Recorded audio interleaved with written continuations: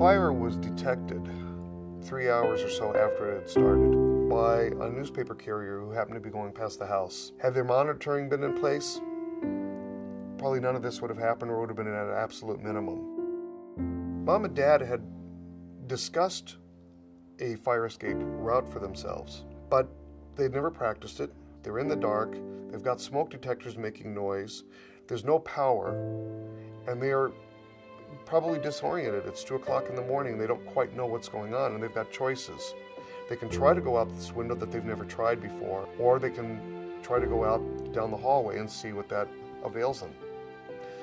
Unfortunately, opening the door was what took my mother's life.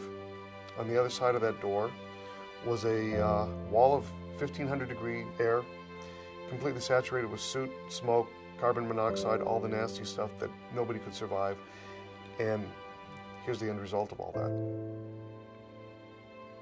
After the first responders were notified by the newspaper carrier, they're right up the street. They were here in, I think, probably less than a minute. The difference between with and without monitoring, 3 hours. They only take a moment to get here, but they have to first be notified. If people had been able to respond when this first happened, Mom and Dad would still be together today. Instead, Mom's gone. And when I look at this, the dollar amount necessary to have had the monitoring in place versus the loss that we see around us and the loss that we feel in our hearts and in our lives, Mom's not here anymore.